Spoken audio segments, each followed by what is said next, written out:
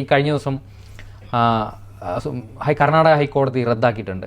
ഇത് അഭിപ്രായ സ്വാതന്ത്ര്യത്തിന് മേലുള്ള ഭരണഘടനാപരമായ സ്വാതന്ത്ര്യത്തിന് മേലുള്ള കടന്നുകയറ്റമാണ് ഇതെന്നാണ് ഹൈക്കോടതിയുടെ വിധി വന്നിരിക്കുന്നത്. അത് പ്രകാരമാണ് ഈ മാധ്യമ വിലക്കടക്കം എടുത്തു മാറ്റിയിരിക്കുന്നത്. ഇത് കൂടാതെ ആ വിഷയം കൂടുതൽ സുതാര്യമായി ചർച്ച ചെയ്യാനും ഒക്കെ തീരുമാനിച്ചിട്ടുണ്ട്. എന്തായാലും ഇതിൻ്റെ ഇടയ്ക്ക് മറ്റൊരു വാർത്ത കൂടി വന്നിരുന്നു. ഈ സ്പെഷ്യൽ ഇൻവെസ്റ്റിഗേറ്റീവ് ടീമിനെ സംഘത്തലവൻ DGP റാങ്കിലുള്ള ഉദ്യോഗസ്ഥനാണ്. അദ്ദേഹത്തെ കേന്ദ്ര സർവീസിലേക്ക് ഡെപ്യൂട്ടേഷനിൽ വിടാനായിട്ടൊരു നീക്കം ഉണ്ടായിരുന്നു. പ്രണബ് കുമാർ മുഹന്തി എന്ന DGP റാങ്കിലുള്ള ഒരു ഉദ്യോഗസ്ഥനാണ് ഈ ഒരു SIT സംഘത്തെ ലീഡ് ചെയ്യുന്നത്.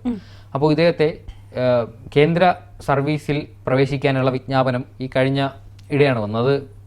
കർണാടക സർക്കാരും കൂടി ഈ ഒരു കാര്യത്തിൽ എടുക്കുന്ന തീരുമാനത്തെ അനുസരിച്ചാകും അദ്ദേഹം പോവുക. എന്തായാലും ഏറ്റവും ഒടുവിലായി ലഭിക്കുന്ന വിവരങ്ങൾ പ്രകാരം ഇതൊരു സെൻസേഷണൽ വിഷയമായതുകൊണ്ട് ഇക്കഴിഞ്ഞ ദിവസം ഈ പ്രണബ് കുമാർ മുഹന്തി കർണാടക ആഭ്യന്തരമന്ത്രി G. പരമേശ്വരയുമായിട്ട് ചർച്ച നടത്തിയിരുന്നു. അതേ തുടർന്ന് എന്തായാലും ഈ ഉദ്യോഗസ്ഥനെ കേന്ദ്ര സർവീസിലേക്ക് അയക്കണമെന്നുള്ള കാര്യത്തിൽ അവസാന തീരുമാനമെടുക്കേണ്ടത് കർണാടക സർക്കാരാണ്. അപ്പോൾ ഉടനെ ഈ ഒരു മാറ്റം ഉണ്ടാകില്ല എന്നാണ് അവിടെ നിന്ന് വരുന്ന വാർത്തകൾ. ഇത് ഒരുപാട് അന്വേഷണ ഉദ്യോഗസ്ഥർ ഈ ഒരു കേസിൽ നിന്ന് പിന്മാറിയതായിട്ട് നമ്മൾ കഴിഞ്ഞ ദിവസങ്ങളിൽ ഒക്കെ ചർച്ച ചെയ്തിരുന്നു. പ്രധാനമായിട്ടും ഒരു വനിതാ IPS ഉദ്യോഗസ്ഥ അടക്കം ഈ ഒരു കേസിൽ നിന്ന് പിന്മാറിയ സംഭവം ഉണ്ടായിട്ടുണ്ട്.